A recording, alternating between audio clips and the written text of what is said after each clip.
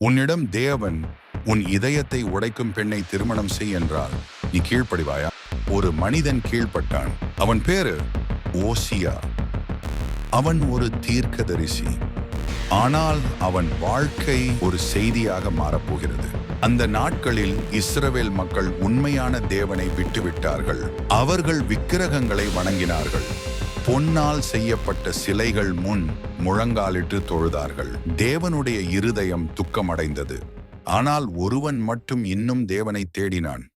ஓசியா. இரவில் தனியாக அவன் ஜெபித்தான். ஒரு நாள் தேவன் அவனை அழைத்தார்.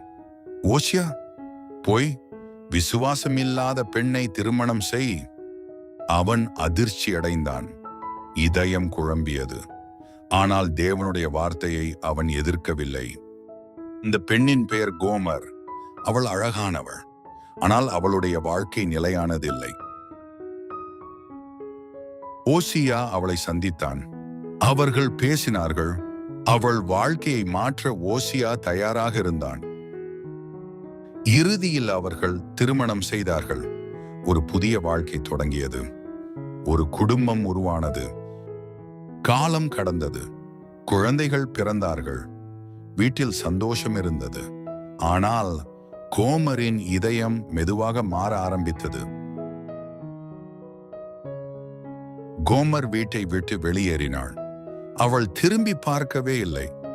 ஓசியா அமைதியாக பார்த்து கொண்டிருந்தான்.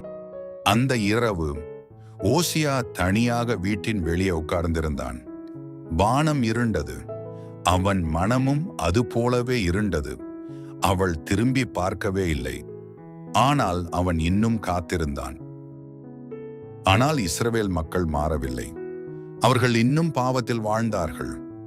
தேவனை விட்டுவிட்டு விக்கிரகங்களை தொடர்ந்து சென்றார்கள். கோமரின் வாழ்க்கை சிதறி போனது. அவள் கூட்டம் நிறைந்த சந்தையின் நடுவில் நின்றாள்.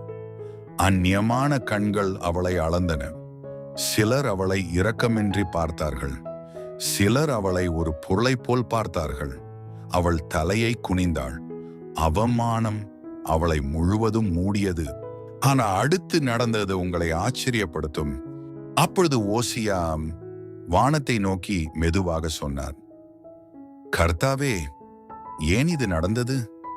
நான் நேசித்தேன். என் முழு இருதயத்தோடு நேசித்தேன். அவள் என்னை விட்டு சென்றாள். ஆனால் கர்த்தர் சொன்னார், போ, அவளை மீண்டும் நேசி. அவர் உடைந்தார். ஆனா கீழ்ப்படிந்தார்.